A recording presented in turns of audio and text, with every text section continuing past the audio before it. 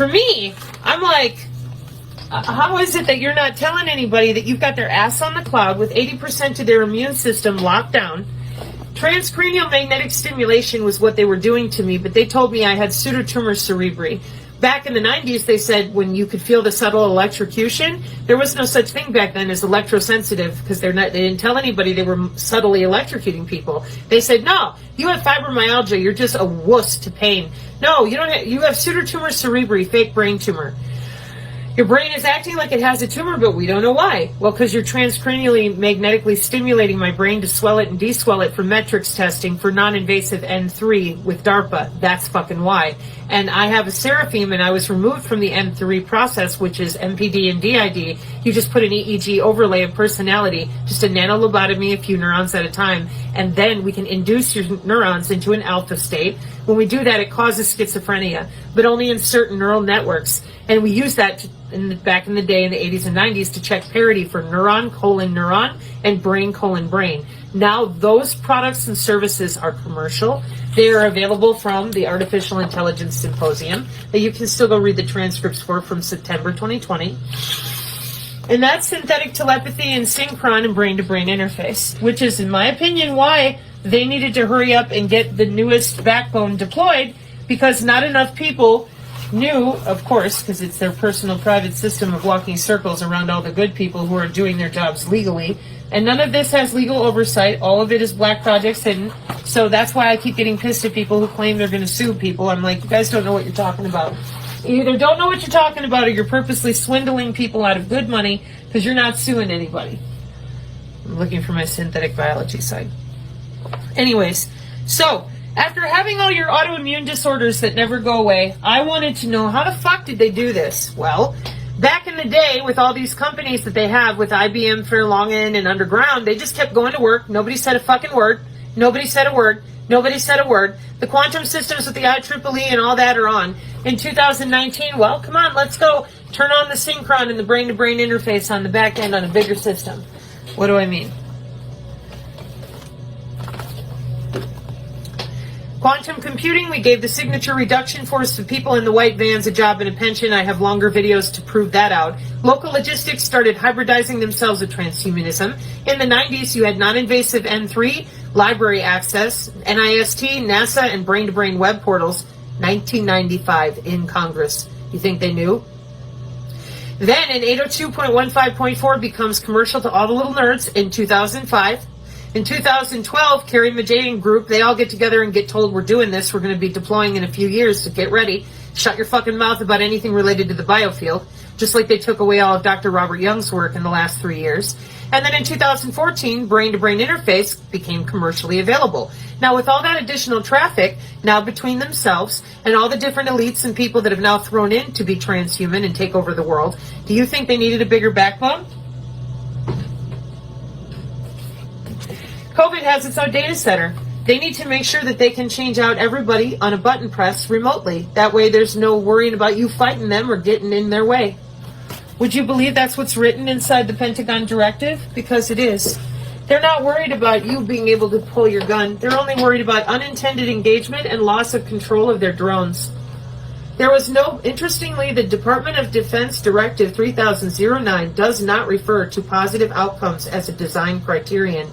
Department of Defense Directive 3009 defines the goal of autonomous systems to avoid negative outcomes, unintended engagement, or experience a loss of control.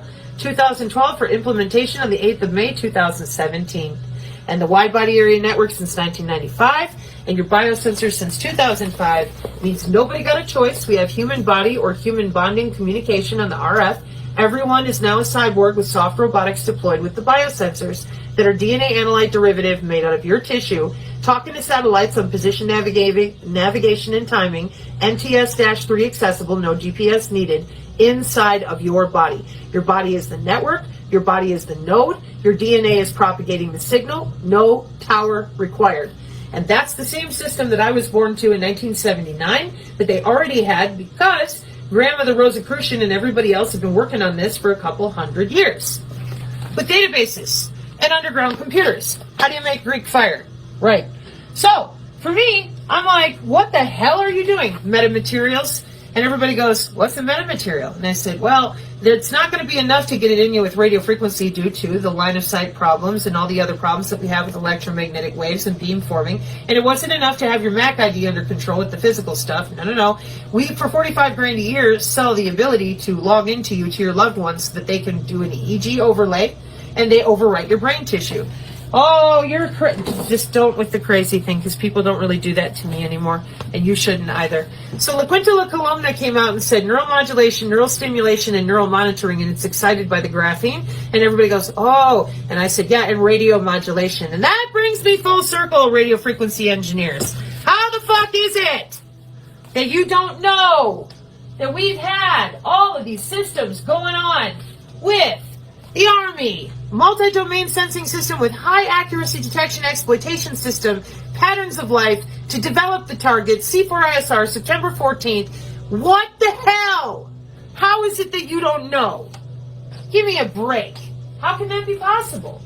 Over and over again, I'm sitting here trying to figure out why it is that none of you will open up and say anything to anybody, given that you guys have to be the ones that know how this is being executed. But